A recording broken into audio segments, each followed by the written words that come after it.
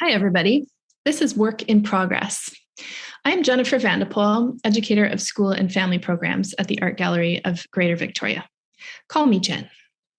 This episode is being recorded and will be produced on the traditional lands of the Lekwungen-speaking people, also known as Esquimalt and Songhees nations.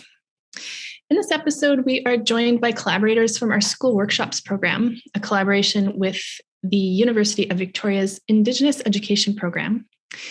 The school workshops are for grades 4 to 12 in school districts across Victoria, Sauk, and Saanich, British Columbia, and are typically offered each fall from September through November. The 2021 workshops were inspired by Dylan Thomas's artworks in our latest teacher resource guide, free to download on our website. Our hope is that this episode will help extend the learning beyond schools by sharing these ideas more broadly, perhaps with family, friends, and communities who might be curious to learn more. Every year, an artist call goes out in August-ish, and a new locally based artist is invited to join us in engaging school-age learners with ideas and practices connected to art and creativity, all rooted in Indigenous perspectives. Our feature artist this year was Alex Chen.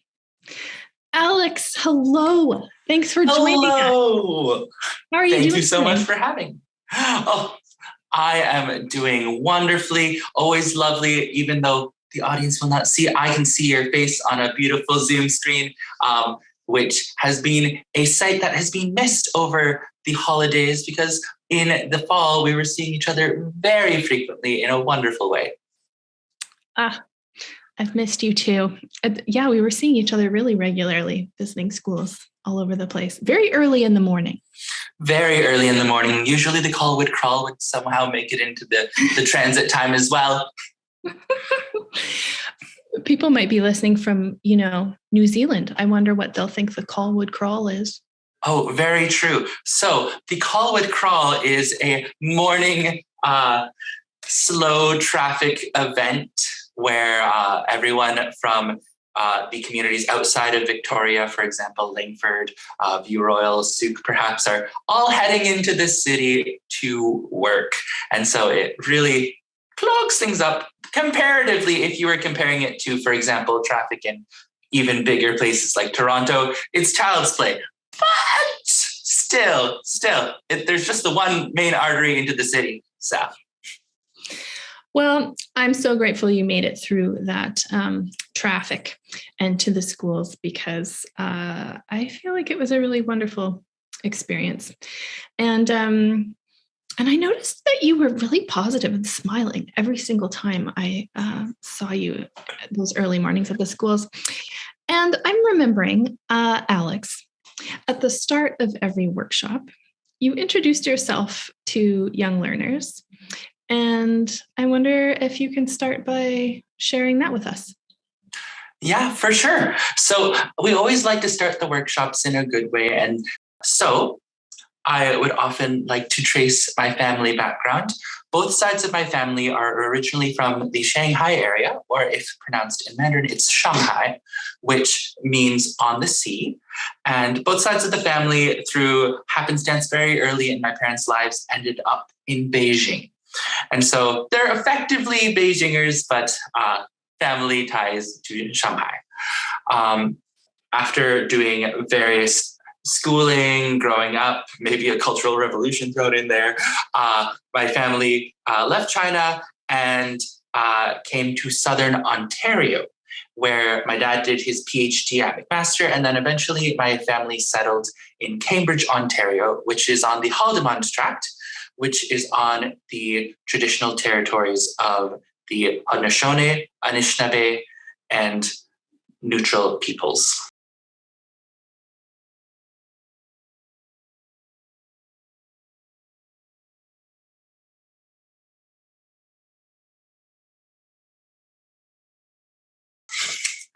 But yes, had the great fortune of growing up there. Did some schooling in Southern Ontario, a Bachelor of Zoology at the University of Guelph, followed by a Master's in Music at the University of Western Ontario.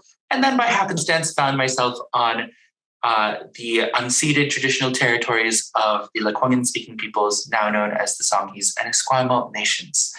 And so I have the immense privilege to work, play, learn, and make art on these lands, keeping in mind also some of our workshops were on the traditional unceded territories of the WSÁNEĆ peoples as well.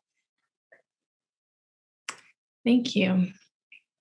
I noticed a lot of eyes in the room light up when you introduced yourself, and people getting excited to hear more about you and what you do in your art practice. I noticed that in our opening circle, you invited young learners to share whether they make music or whether they consider themselves sound artists, etc. And then you shared some of what you do so they could hear some of it. I wonder if you would do that now with them. Yeah, for sure. So with music, if I'm playing on the piano, for example, as I'm also a collaborative pianist, I enjoy creating worlds with sound that don't necessarily have words, that let us kind of imagine and wander in our sonic worlds. But with opera singing in particular, I have the opportunity to use the human voice to color words and stories with a whole rainbow palette of colors. And just because it's a good tune, I'd often throw in a little bit of Mozart. It sounds like so. Non ti andrai il farfallone amoroso, notte e giorno d'intorno girando, delle belle turbando il riposo, narcisetta dolcino d'amor. Delle belle turbando il riposo, narcisetta dolcino d'amor. Oh, thank you. And then the listeners can imagine a whole bunch of applause, because usually the whole circle of folks would clap after they heard that and their mouths would be open. Yeah, I admit, I was kind of like, I'll just show them a little bit of singing. They'll probably be like, oh, he was pretty loud. But like pretty consistently, there was just like the very first time we did a workshop and there was just like an outburst of clapping. I was like, oh, yes, exciting. Fantastic. And I distinctly remember at one school, as soon as like sound came out of my mouth, there was one girl who was staring straight at me and her eyes just like shot wide open like an owl and just like stayed that way for most of the singing. And I was like, yes, when people say opera isn't for young folks, clearly they haven't seen these folks. Oh, so many memories I'm having right now. Yes. That makes me think of, I noticed some learners and teachers were surprised that the art, I'm making air quotes, we were exploring with you was sound, humming, sort of singing based with our masks on, of course. And I think maybe that's because some people assume art galleries always or only do things that are tactile, like painting, drawing, sculpture. Of course, not everybody thinks this way, but a bunch of people. So I'm curious to hear what you think about that.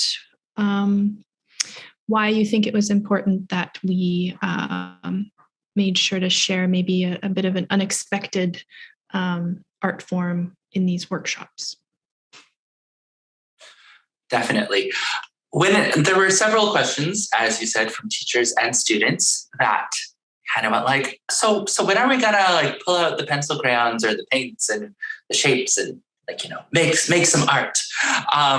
And for me personally, I like to think about art on a broader scale, in that I often think that the purpose of art is to communicate creatively and to ask questions and create a discourse. Sometimes that discourse can be largely to enjoy something, because enjoyment and just the sheer pleasure of seeing something delightful is in itself excellent. But with that in mind, that's not limited to the tactile media such as, pencil crayons, sculpture, visual arts per se. And so I think that, especially with the Art Gallery of Greater Victoria, being quite innovative in its programming, that it's important to ask, okay, what are some of the purposes of art, and what is included within that definition if we're going through that kind of concept. Because, it's easy to be like, yes, art gallery, visual arts, it's a painting, it's a sculpture, it's a static thing. But if you pay a visit to the Art Gallery of Greater Victoria, perhaps, you might notice that there are a good many exhibits that do include a sound element, because it can be full of opportunities for communication, opportunities to find meaning. And so I think that in concentrating on sound as an element in these workshops, we really struck home that sound does have its own meaning, it does create its own art, and it contributes to artistic practice on a wider scale. Thank you, Alex. The workshops wrapped up like a couple months ago. I wonder what's still resonating for you from that experience. From the workshops, I found that one point that really struck home and really resonated with me was the importance of holding space for the voices of young learners, because they have so many surprises in so many excellent, wonderful ways. As adults, oftentimes we can look at art and our thought is, okay, what was the artist intending? What were we supposed to get out of this stuff? Which isn't really quite how art often works. But nonetheless, we oftentimes in the busy lives of adulthood, it's kind of like we want the right answer, we want it quick, and then we move on. But holding room for the voices of young learners when they're in an environment where the point is for them to maybe, quote unquote, get the right answer, but also just to explore. By holding that space open, it really gives us the opportunity to hear their creative observations that we don't want to shut down in any way, shape, or form. Like we want to hear it, and we love to hear it. So I would say the holding of space was one of the things that really resonated with me. There were a lot of great moments where, we hear certain things repeated from certain schools where it's like, looking at the visual arts of Dylan Thomas or reflecting on the sound and movement mandalas that we made, they might go, yeah, I thought about that and thought about that. And there would be some common themes that we'd see across certain schools. And then pretty consistently, there would be someone saying, I see this in the artwork. And we'd go, we never thought of that. And it's a fantastic observation. And those would range on a really, really big scale. For example, one consistent observation that a lot of people made that I didn't view upon my first looking at the works of Dylan Thomas is that in the union of night and day, a lot of people saw the face of a frog. And, once it was there, I could not unsee it, but it was not something that I necessarily saw. And the young learners were so keen and so brave to be able to share that and not feel censored by like, there's a right way to see this piece of art. And then, so that's on one side, and then a kind of literal end of imagery. And then, some students might look at the same piece of art and go, I see in the union of night and day, for example, the complexity of human morality. And also, because of the negative and the negative space being used, it makes me think about how in society we have very polarized strata, and this work shows us the importance of bringing them together. And so when that happened, I was like, okay, thank you for teaching us. Thank you so much. Yes. Yeah. I felt like, wow, we're in such good hands. I'm learning so much. I felt so grateful. Yeah. So I guess another resonant thing is that oftentimes, when looking at demographic research or like news headlines, it's usually like, oh, the younger generation, they're doing this thing. It's not like how the other generation did the thing. We're doomed. After the workshops, I felt in pretty good hands. Me too. You'll hear some of the voices of a grade 8 group on this podcast. And my gosh, I'm so excited to stay in touch with them and hear more about the good work they're doing in the world. I noticed that this group that I was chatting with of grade 8 folks who participated in the workshops, they used the word welcome. We felt there was a welcoming presence. We felt welcome to share our ideas in the workshops. And I asked them a little bit more about what makes a welcoming environment. And I noticed about you that you have this positive energy. And like I said, when we got to the school super early in the morning, you had this big smile on your face all the time. And you tend to, I feel welcomed in and invited to connect with you so easily when I'm around you. And where do you think that comes from, Alex? Well, let's see. I think to a certain degree, my upbringing, my mom has always come with the perspective of wanting to emphasize the positives in any situation, which I have taken to, admittedly. That's, as with anyone, doesn't always happen. But so a little bit of my upbringing, but also, working in the arts sector, particularly at the conservatory, you see a lot of people on different places in their artistic journeys. And part of my job there is to make sure that people feel comfortable and safe to share where they're at and develop from there. So every morning at the school workshops, I'd kind of be like, yes, we're here. We're so pleased to be here, to be invited to this space to engage with these young learners.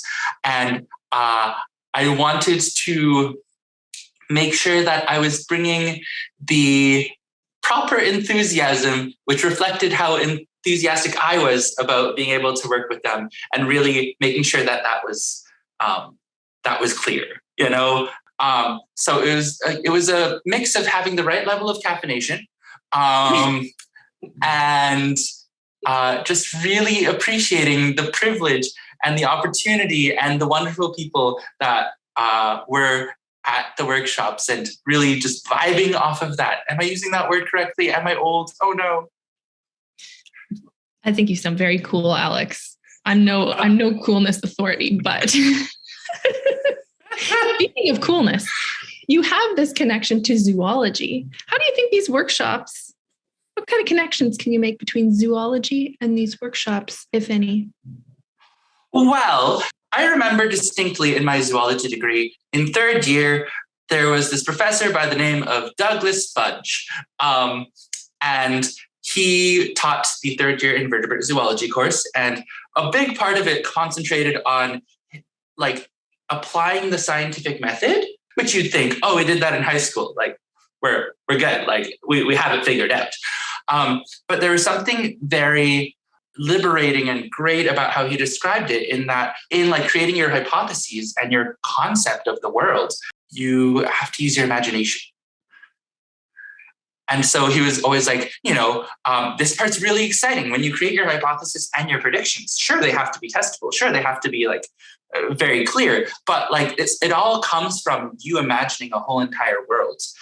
That imaginative element, particularly as it applies to the wonderful fauna. And alas, I didn't study a huge amount of flora during my time in zoology, but also applies to flora. Just thinking about all the living things around us in that imaginative way, I think really applies to how we think about art in a really imaginative way, and allowing ourselves to create a world when we see a work of art, and imagining what that can mean.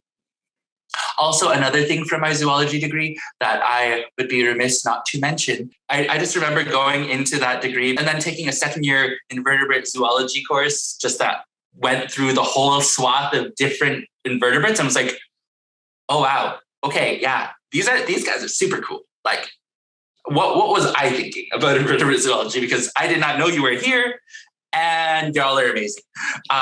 And the instructor for that course, Shoshana Jacobs, I just remember the morning before our very first lecture, she sent out a very short email.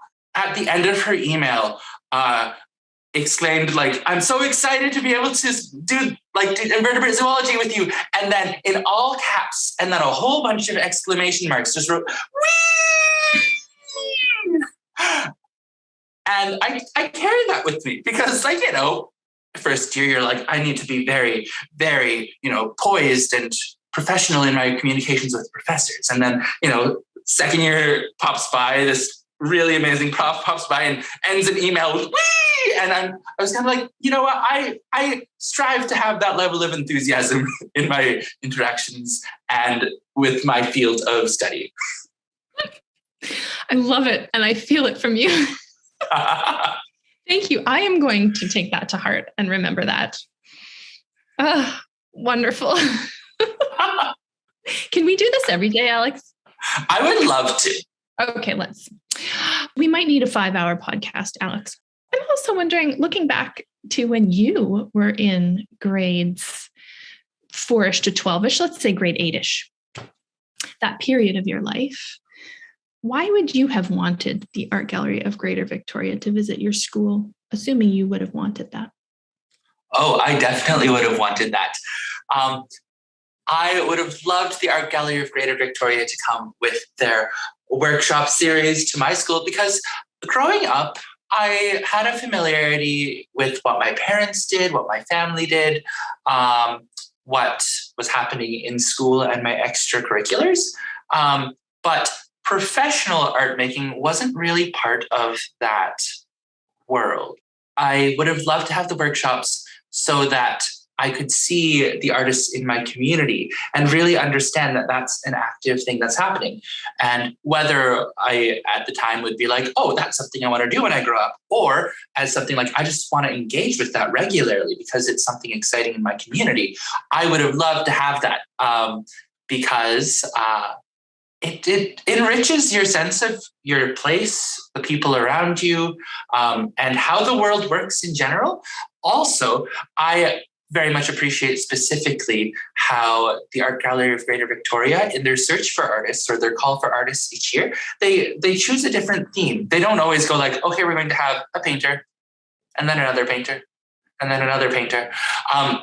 As we this year explored through sound, visual arts, as well as art in general, I think having the Art Gallery of Greater Victoria in my school growing up, I would have had a wider sense of what art meant because having someone who's a professional coming in and being like, hey, I do art and it's not what you expect would really broaden that. So that would enrich how I could look at the world, especially nowadays in a contemporary society where so many things are crossing over, so many interdisciplinary projects happen, whether you're in the arts or not. It's really, really interesting, rewarding, and important to be able to think about things in an interdisciplinary or outside of like the strict guidelines of previously defined areas, to be able to work outside of and across boundaries. You are so generous, Alex. Your generosity of spirit has been such a gift to enjoy, and I've learned so much from you. I hope we keep connecting because really, it's been such a joy. So, thank you so much for sharing your ideas, thoughts, questions, musings with me. And thank you to the UVic and Indigenous education students and Dr. Carmen Rodriguez de France. We've been collaborating for years now, and I'm so grateful to call her a colleague and a friend. And John Harris, Elders and Indigenous Knowledge Facilitator, who joined us to help us close the workshops in a good way. And all of these young learners and teachers and administrators all over this region who dove into this experience with us, including 4 grade 8 learners who you are about to hear from right now. Hi, my name is Zoe Gill, and I'm in the 8th grade, and we're from the WSÁNEĆ and the Klingon-speaking territories. My name is Sylvie Gordon, and I am also in 8th grade. My name is Autumn Suddy, and I am also in 8th grade. My name is Sandy, and I am also in the 8th grade. And I'm Jo Roosh. I'm their teacher, and I have graduated from the 8th grade. Thanks, everybody. So I wonder if you could share anything that comes to mind. I know the workshop was a couple months ago now, but what stands out to you about your workshop experience when the art gallery visited your school? I really enjoyed doing the movement mandalas with Alex Chen. Yeah, I also enjoyed that. I guess sort of turning a picture into movement and sound was very cool. I think something that really stood out to me was how surprisingly interactive it was. Like I was prepared for how we usually like workshops are kind of boring, but this workshop was so immersive that I really felt like I was learning something, especially in the moving mandalas because you were doing something and you were moving while learning about art, which I thought was really cool. Yeah, we definitely learned to kind of look deeper than just what it originally was and think about like the creative thought process behind how it was created. Yes, agreed with my friends on that one. I definitely like the analysis portion behind it because that's what I like to do, and I may have slightly monopolized the the time on that one. But I remember that you said something about duality when you were looking at one of the mandalas. I don't know if you remember that. Can you share that if you remember? I did. I said lots of times in art, duality is explored through how the two pieces are separate and how they are different. But I thought that the mandala that I saw explored duality through a very underappreciated way, which is how they connect. How they connect. What do you mean by they? Can you say more about that? Two halves, because the mandala we saw was like black and white, and then it came together in the middle. Kind of like a yin yang thing. And it captured how those two halves were uniting rather than how they were dividing. And I think that also carries over into almost a message that we should see in real life, how we should focus less on our differences as a people and more on our similarities, because in the grand scheme of things, everyone's experiences are cosmically mundane. Thank you. You might have touched on this a bit just now, but let's see what comes up. So we've been talking about how we looked at prints by the artist Dylan Thomas, his mandalas. He's Coast Salish from Layaxan Nation. And we were joined by local opera singer Alex Chen. I wonder what kinds of things you learned about their art practices, and I wonder if this taught you anything about yourself. I found with like analyzing the mandalas, you kind of had to look deeper than what you would just originally thought of, which can kind of reflect back on how you should look at yourself deeper than just what is originally like on the surface and things. I also found, I think it's kind of unrelated, but I also felt really welcome when we were doing the workshop, especially like because Alex Chen, he was just like singing and showing us what he did, and it was really cool, and I felt really like a part of something.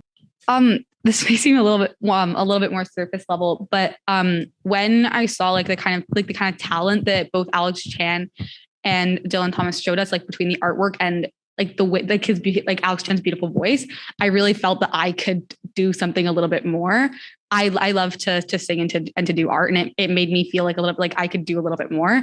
And I started singing more, and I started doing art more. It made me really kind of find motivated to find my talent. Yeah. I agree with Sambeat, definitely.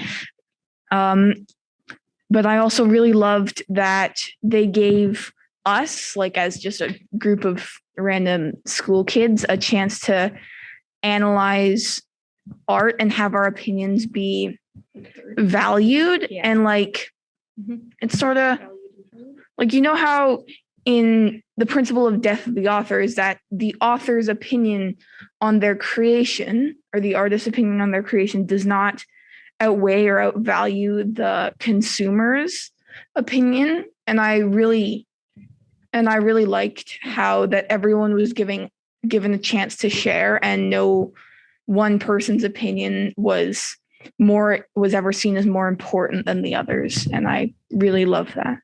And I wonder if any of you feel like that idea might be connected to, at the beginning of the workshop, we started by all sitting in circles. So we're all at the same level and we're facing hearts, as opposed to, sitting in desks and the adult teacher person is the one standing and they're highest in the room. So we started in circle at the beginning and at the end, for many reasons, but partly connected to Indigenous principles of learning. Do you feel like what you just said is connected to those kinds of things that we did in the workshop? I didn't want to speak too much on Indigenous principles of learning because I don't know very much about them. But I do think that the sense of equality is a big part. It was a very welcoming environment. I do think that is a big part of Indigenous teachings. And I guess we all kind of felt very connected into this workshop because we felt heard. And like, even if you're not super close with some of the people you're doing, you have something in common. So you're able to just work together and kind of forget anything that would go on outside of the circle and just focus on what you're doing in that moment. It felt very like mindful almost. I took my mandala in a bit of a different direction. I focused less on things I'm interested in it and more like experiences and emotions I had, because that's how I like to create art. And I definitely found that it was a very inclusive environment, welcoming environment for me to do that. And they didn't like come over and see me drawing when I was drawing and say, no, actually you have to do this. They didn't do that. They just said, as long as it represents you and who you are, then go hog wild.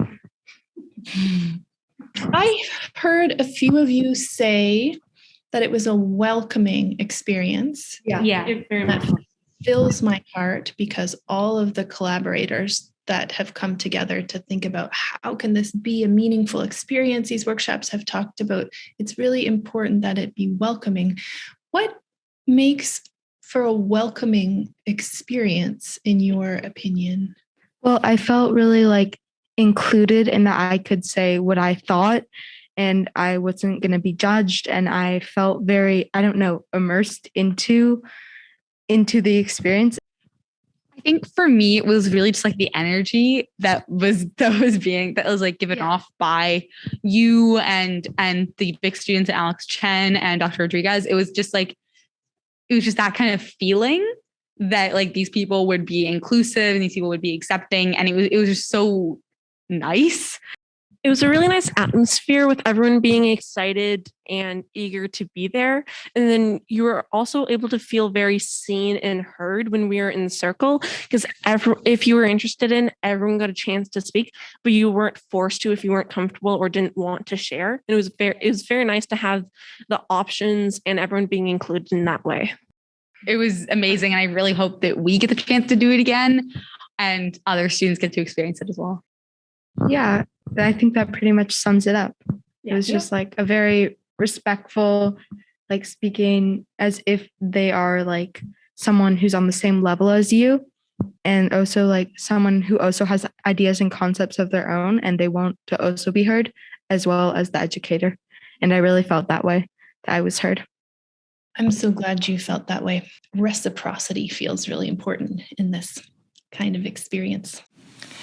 And this idea of reciprocity was one of the key points of reflection for some of the UVic Indigenous education students who came together at the end of the semester to share a little bit about their teaching experience.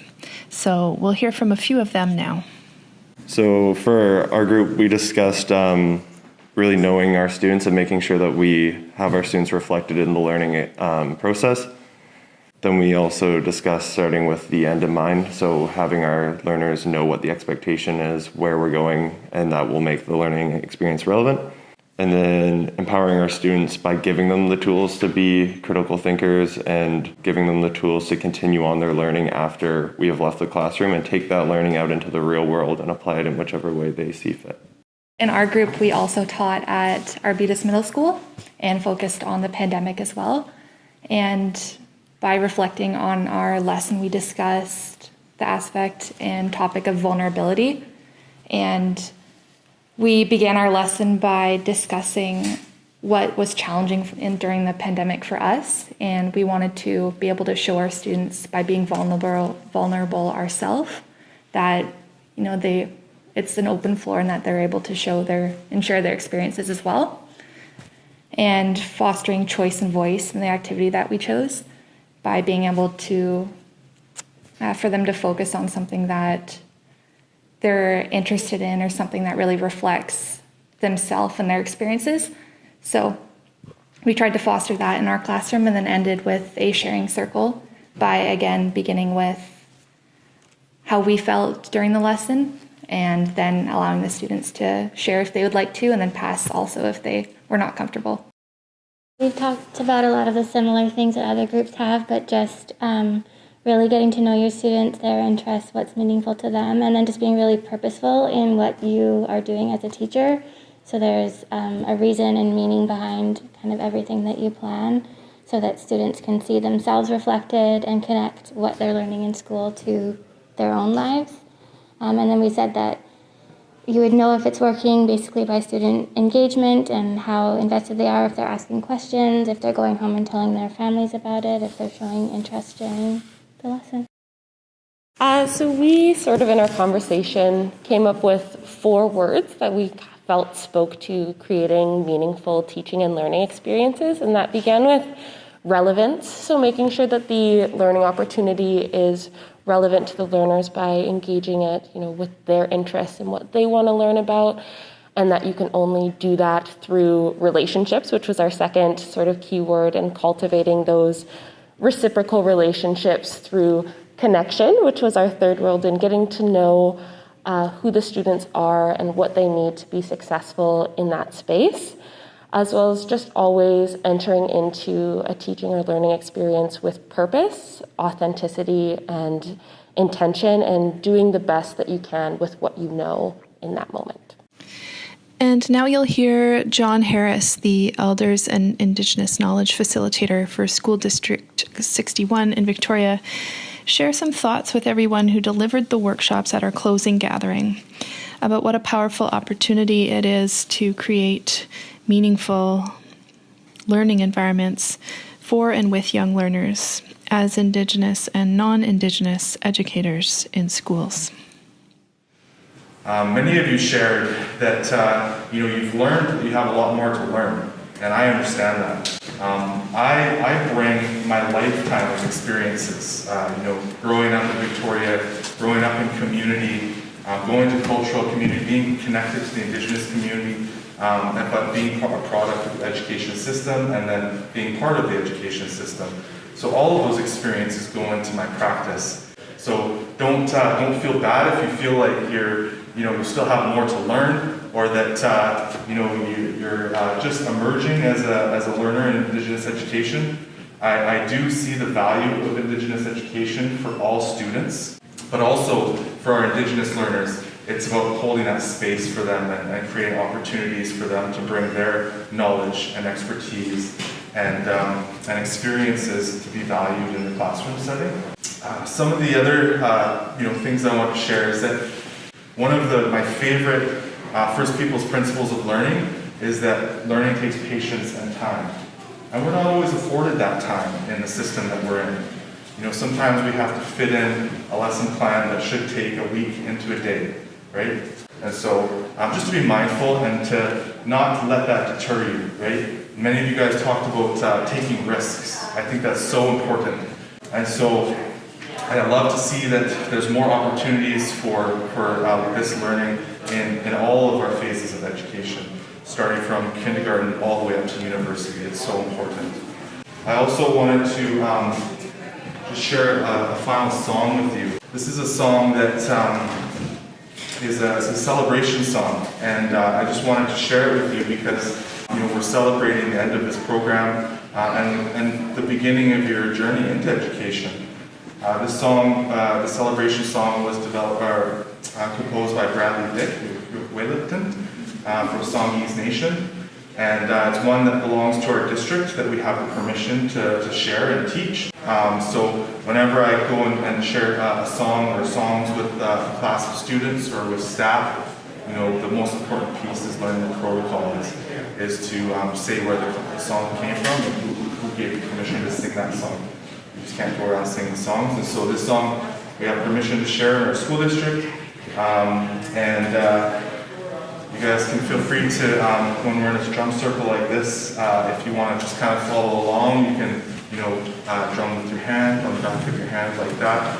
The first part of the song is a little bit harder to do that because it's a fast beat, but the second part for sure.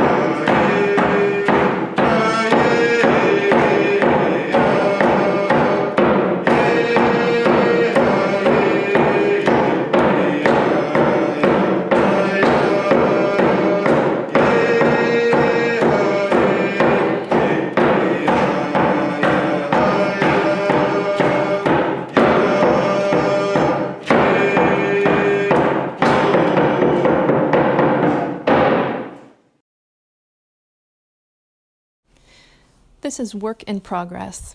This series is programmed through the Art Gallery of Greater Victoria in Victoria, BC, Lekwungen lands, and is generously supported by a Canada Council for the Arts Digital Now grant. For those who want to learn more about these workshops, visit aggv.ca. Alex, do you feel like singing us out? Perhaps. Let's see. Let's do some more Mozart, but this time in German and about birds, because that's appropriate. What's the key? What's the key? Is it G major? Der Vogelfänger bin ich ja, stets lustig, heißer Hopsasa. Ich Vogelfänger bin bekannt, bei alt und jung im ganzen Land. Weiß mit dem Lochen umzugehen und mich aufs Pfeifen zu verstehen. Drum kann